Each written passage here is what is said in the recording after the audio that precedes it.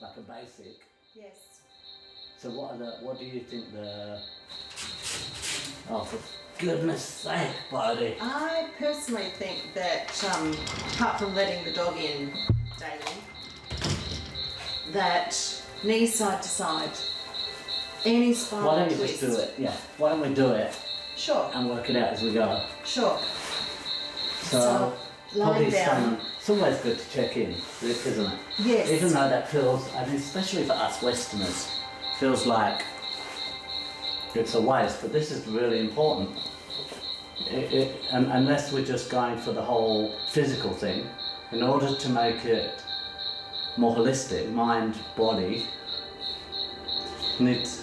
And there could be a folded up towel or a book under the head to support the Try neck. that. Just Because we actually, it's not good to have the head at an angle where the chin is pointing up. So we want the chin pointed down no, to you don't want it lengthen, pointing down, but you don't want it pointing up. You want to it. lengthen through the spine. Does that feel like about the right place? That's lovely. Thank And then you. you're going to feel your left and right sides. And it's always really good to take as much time as anyone needs to feel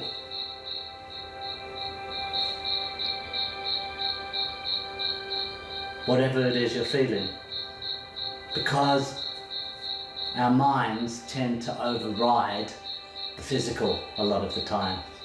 And in order to make appropriate changes, you actually need to get back to the wisdom of the body.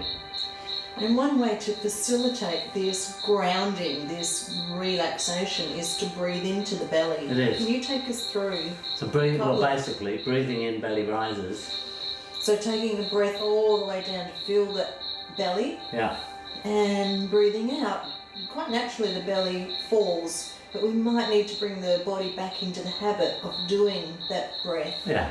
And we used to have that habit because that's how We did. babies and Yes. young children breathe. And at a certain point in our conditioning, we are told that we shouldn't have round bellies. And so we stop letting the breath move fully into the body. And then we sort of lose part of being alive. Anyway, breathing in, belly rises.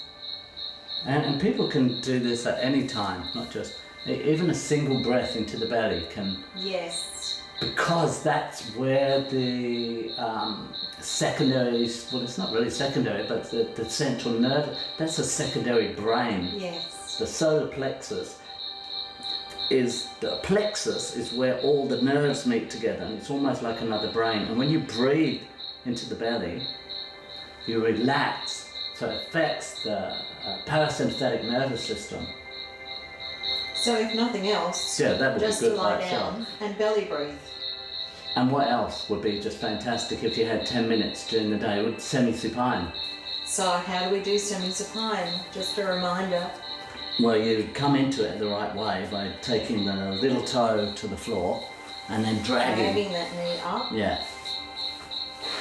Yeah. And the same on the other side. The little toe goes out to the floor, roll the knee up. Yeah. And it's a way of reducing stress and strain on the lower back. And when you get here, lift the hips up once or twice. And you're adjusting your feet, you're adjusting your toes, so whatever you need to do, because the first part of this is relaxation. And the first part, and the second and the third part of meditation is actually relaxation. And actually, some people are not comfortable with legs long. It's too much of a strain on the lower back. Yeah. So, to come into semi-supine and belly breathe is equally as Yeah. effective as with the legs long. So if you look at something like postural integration, something like Alexander technique, which is what actors and singers use to notice how their postures affect the way they breathe. This is sort of just this on its own, believe it or not, could do you more good than almost anything. Semi-supine, I would have something behind for most people. You might not need it, but something behind the head. And literally, stay here for 10 minutes, belly breathing. You could read a book if that works for you. So semi-supine, so amazing. It realigns your spine. It takes gravity out of the equation so your body can better get a sense of how it is maybe not balancing properly. So just this on its own. We don't really have time to do this in the morning. It would just look too boring. And so what else would we do if we weren't going to do anything else? Just knees side to side, I think. Absolutely, a spinal twist. Remembering though to breathe in through the center and breathe out to the side. And you can take that twist up higher into the spine by turning the head the opposite way. And I reckon the slower the better. Ah, that's exactly what I was thinking. In class we go a little faster, but actually in our own practice tend to take this really slowly. And when I'm doing it, I'm mainly noticing the sort of movement through the buttocks. The buttocks are being massaged. This is where we hold so much stuff. So this through here. You could even, although we wouldn't pummel normally. No, I like to rock by pressing down through the instep of that back foot. And if you press down and again stay with what's comfortable, it takes the stretch all the way up into the upper back, in between the shoulder blades. You can take the arms a little wider. And actually the connection here is actually to the sphenoids.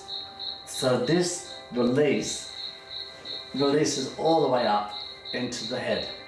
It's an amazing way to go. And I reckon, yeah, obviously we could take this further, but for just something to do every day, that's probably enough, I would say. I think we add in one more, and that's interlace the hands. Didn't we do a head lift? The head. Not Yeah. yet. And head lift is just the most important thing. Again, we elongate the spine, because what happens to the spine as we stand and sit all day, every day, it becomes compacted. Well, the muscles that support the weight of the head get stuck in habitual movement. And so this changes that habit. Just this is, and you could combine this with the knees on one side, but we won't do that today. It's just, so that's sort of, I think you're taking it further now. Why don't you just pause? And I think now that you've teased everybody with knees on the side and lifting the head. we should draw the knees over the chest. Yeah, okay. Oh wait, this is, I just wanted to do something really short. And rolling. Yeah, so this is probably the best place to, I keep saying best, but for your lumbar spine, the lower back, it's, This is my favourite for the lower back. this takes the pressure off of all those lumbar muscles So, and to take that even further, hands on top of the knees and just circling. and circling. And it can be so relaxed, and you can still breathe into the belly, although it's harder to feel the belly here. But just to lie on the floor occasionally and breathe and circle the knees at any time. You can just do this on its own. Yeah. And I think that's enough. I think we should do a few of these because we haven't done flexors and extensor release. Okay, But we'll do that as a separate so thing. this is a great one to start with, and it's some of our absolute favourites. And the direct and the Roll onto your side before coming up. yeah, that's really To important sitting, it's really, really useful. because most of us have been taught when we're lying on the floor to get up like this, and this And look what happens to the neck. more. I think this would cause more injuries than almost anything you could do. And getting So- out of bed in the morning. Yeah, you shouldn't really get out of bed like this either. This is not good. So always We want to move like babies. We want to roll. We want to move elegantly. And getting out of the car. Swing around, put one foot down, the other foot. Reaching for the prevent toilet paper. injuries. I think there's, anyway, I won't go there. But So this is fun to take it a little bit slower. And much slower to in share with between you class. some of the things that we do on a regular basis to stay flexible, Yeah. to keep our joints healthy. We'll do one or two more of these. So thank you for your time. And I hope this has been of some benefit to you. Yes. Thank Thank you.